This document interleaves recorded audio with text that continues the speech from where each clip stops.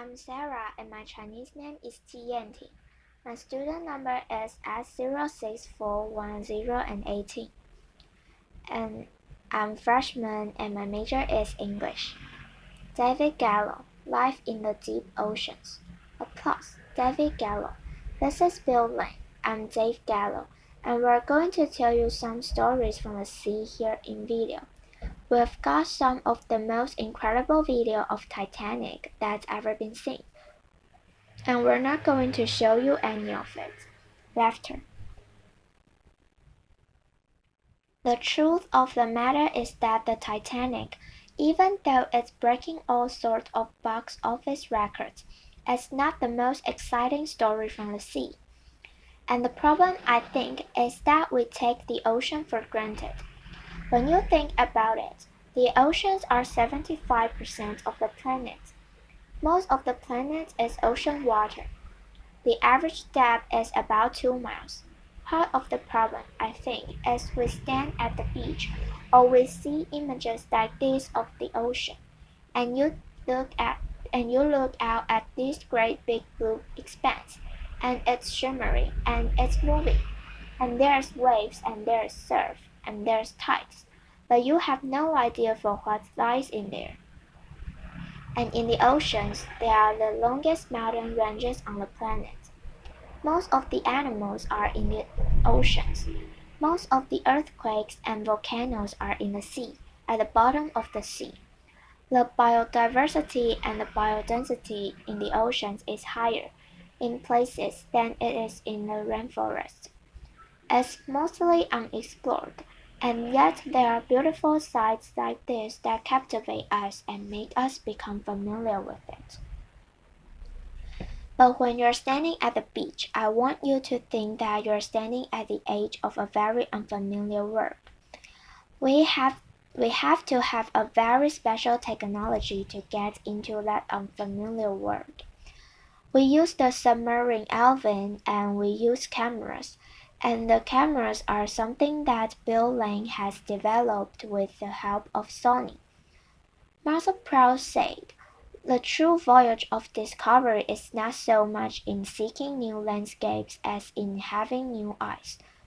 People that have partnered with us have given us new eyes, not only on what exists, the new landscapes at the bottom of the sea, but also how we think about life on the planet itself.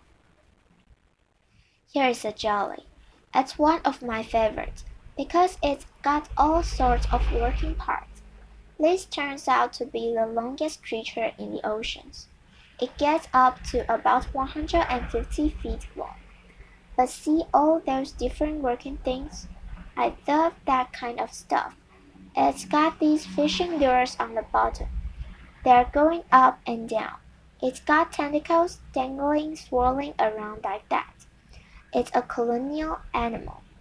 These are all individual animals banding together to make this one creature.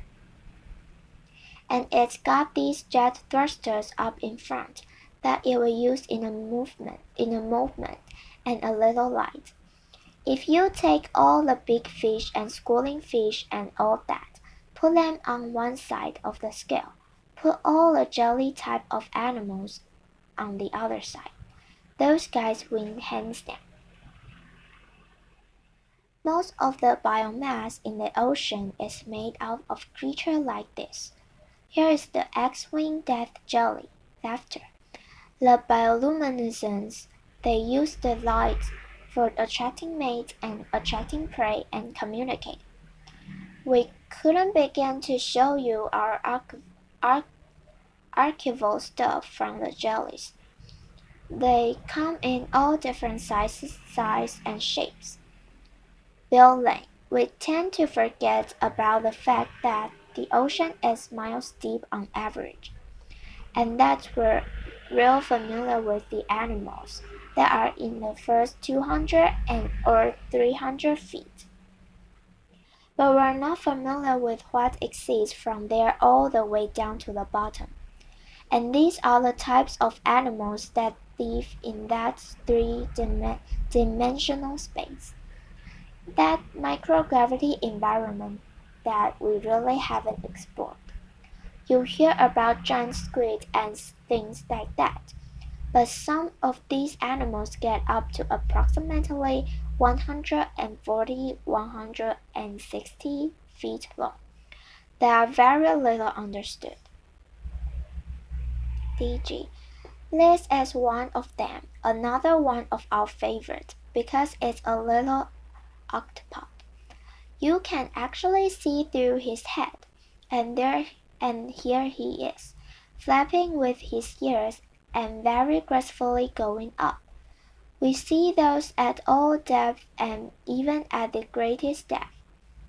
They go from a couple of inches to a couple of feet. They come right up to the submarine.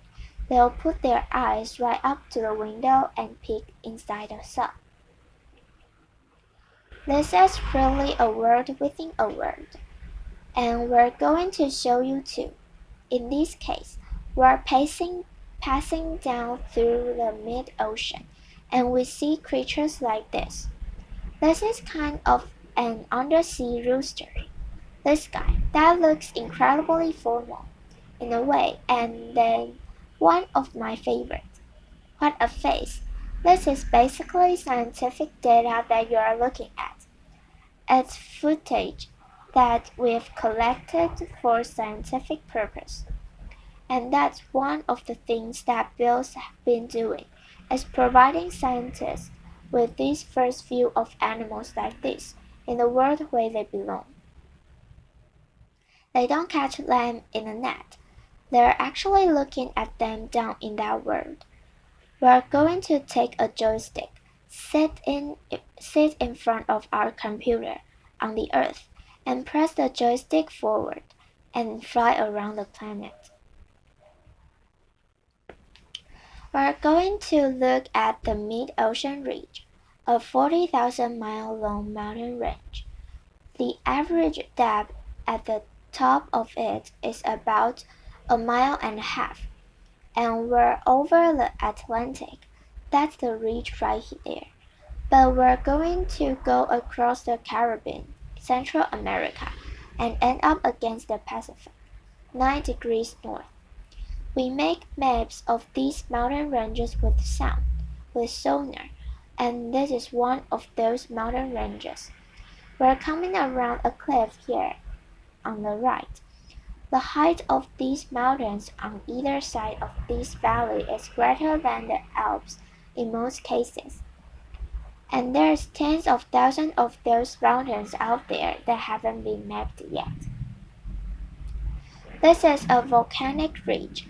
We're getting down further and further in scale, and eventually we can come up with something like this. This is an icon of our robot, Jason, it's called, and you can sit in a room like this with a joystick and a headset, and drive a robot like that around the bottom of the ocean in real time. One of the things we're trying to do at Woods Hole with our partners is to bring this virtual world, this unexplored region, back to the laboratory. Because we see it in bits and pieces right now. We see it either as sound, or we see it as video, or we see it as photographs, or we see it as chemical sensors, but we never have yet put it all together into one interesting picture. Here is where Bill's cameras really do shine. This is what's called hydrothermal vent, and what you're seeing here is a cloud of densely packed hydrogen sulfide-rich water coming out of a volcanic axis on the seafloor. Gets up to 600–700 degrees F, somewhere in that range. So that's all water under the sea, 1.5 miles, 2 miles, 3 miles down. And we knew it was volcanic back in the 60s, 70s. And then we had some hints that these things existed all along the axis of it. Because if you have got volcanism, water's going to get down from the sea into cracks in the seafloor, coming in contact with magma, and come shooting out hot. We weren't really aware that it would be so rich with sulfide, hydrogen sulfide. We didn't have any idea about these things, which we called chimeneas. This is one of these hydrothermal vents, 600-degree F water coming out of the earth. On either side of us are mountain ranges that are higher than the Alps, so the setting here is very dramatic. BL. The white material is a type of bacteria that thrives at 180 degrees C. DG. I think that's one of the greatest stories right now that we're seeing from the bottom of the sea. Is that the first thing we see coming out of the seafloor after a volcanic eruption is bacteria. And we started to wonder for a long time, how did it all get down there? What we find out now is that it's probably coming from inside the earth.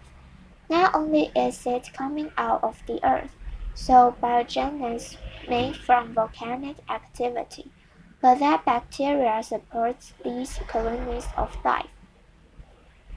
The pressure here is 4,000 pounds per square inch, a mile and a half from the surface to 2 miles to 3 miles. No sun has ever gotten down here. All the energy to support these life forms is coming from inside the earth. So, chemosynthesis, and you can see how dense the population is. These are called tube worms. BL. These worms have no digestive system. They have no mouth, but they have two types of gill structures. One for extracting oxygen out of the deep sea water.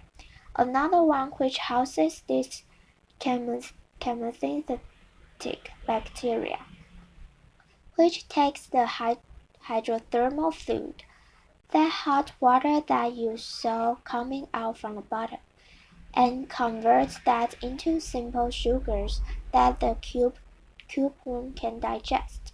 DG. You can see, here is a crab that dives down there. He's managed to grab a tip of these worms. Now, they're normally rechecked as soon as a crab touches them. Oh, good going. So, as soon as a crab touches them, they retract down into their shells, just like your fingernails. There's a whole story being played out here that we're just now beginning to have some idea of because of this new camera technology. BL. These worms live in a real temperature extreme. Their foot is about 200 degrees C and their head is out at 3 degrees C. So it's like having your head in boiling water and your foot in freezing water. That's how they like to live. Laughter. DG. This is a female of this kind of worm, and here's a male. You watch, it doesn't take long before two guys here, this one and one that will show up over here, start to fight. Everything you see is played out in the pitch black of the deep sea. There are never any lights there, except the lights that we bring. Here they go. On one of the last dive series, we counted 200 species in this area. 198 were new species. BL. One of the big problems is that for the biologists working at these sites, it's rather difficult to collect these animals, and they disintegrate disintegrate, and they disintegrate on the way up. So the imagery is critical for the science. DG. Two octopuses at about 2 miles depth. These pressure things really amaze me. That these animals can exist there at a depth with pressure enough to crush the Titanic like an empty Pacific can. What we saw up till now was from the Pacific. This is from the Atlantic, even greater depth. You can see this shrimp is harassing this poor little guy here, and he'll bat it away with his claw. Quack. Laughter. And the same thing's going on over here. What they're getting at is that on the back of these crab, the foodstuff here is this very strange bacteria that lives on the backs of all these animals. And what these shrimps are trying to do is actually harvest the bacteria from the backs of these animals. And the crabs don't like it at all. These long filaments that you see on the back of the crab are actually created by the product of that bacteria. So the bacteria grows hair on the crab. On the back, you see this again. The red dot is the laser lights of the submarine alvin to give us an idea about how far away we are from the vent. Those are oceans. You see the hot water over here, and here, coming out. They're clinging to a rock face and actually scrubbing bacteria off that rock face. Here's a tiny little vent that's coming out of the side of that pillar. Those pillars get up to several stories. So here, you've got this valley with this incredible alien landscape of pillars and hot springs and volcanic eruptions and earthquakes, inhabited by these very strange animals that live only on chemical energy coming out of the ground. They don't need the sun at all. PL. You see this white V-shaped mark on the back of the shrimps? It's actually a light-sensing organ. It's how they find the hydrothermal vent.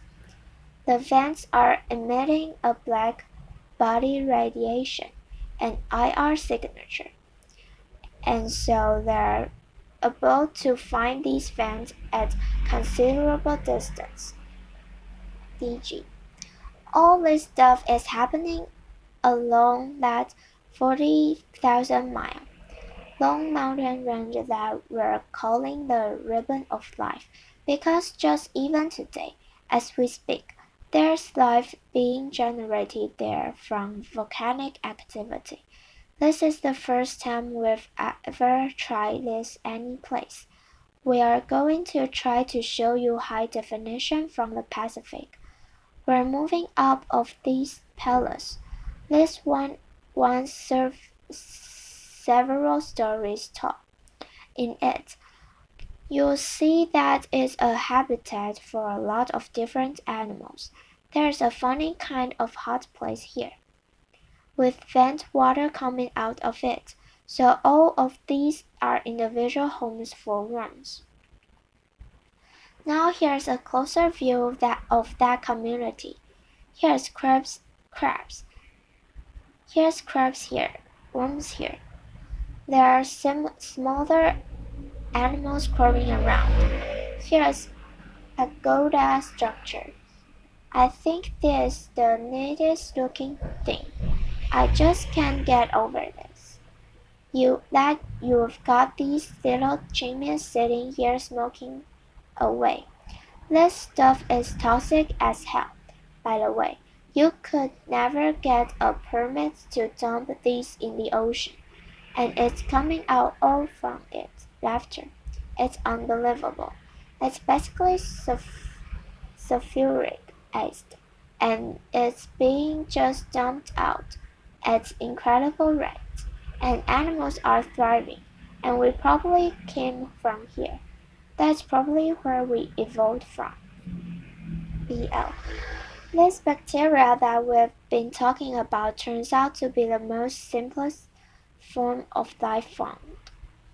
There are a number of groups that are proposing that life evolved at these vent sites. Although the vent sites are short-lived, an individual site may last only 10 years or so. As an ecosystem that's been stable for millions, well billions of years.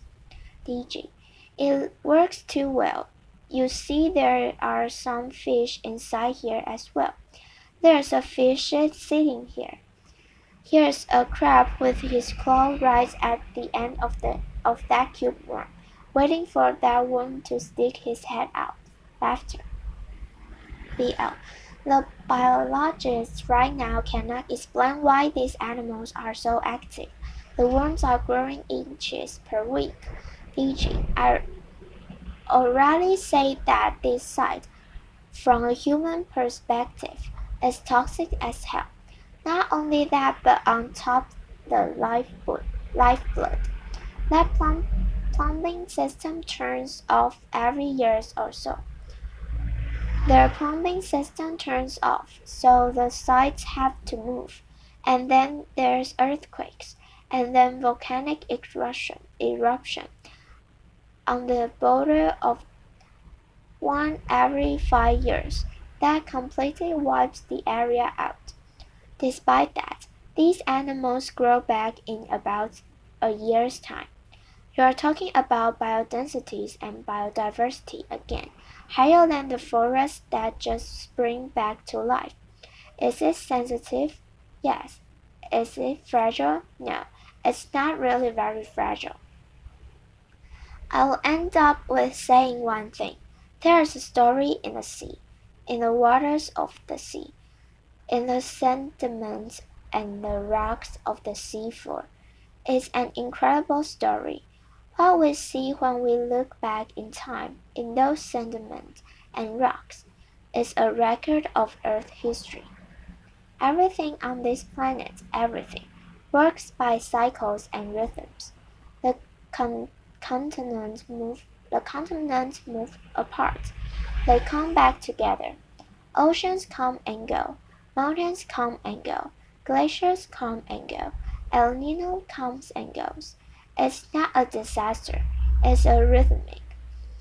What we're learning now is almost like a symphony. It's just like music. It really is just like music. And what we're learning now is that you can't listen to a 5 billion-year-long symphony, get to today and say, stop, we want tomorrow's notes to be the same as it was today. It's absurd. It's just absurd. So, what we have got to learn now is to find out where this planet's going at all these different scales and work with it. Learn to manage it. The concept of preservation is futile. Conservation's tougher, but we can probably get there. Thank you very much. Thank you. Applause.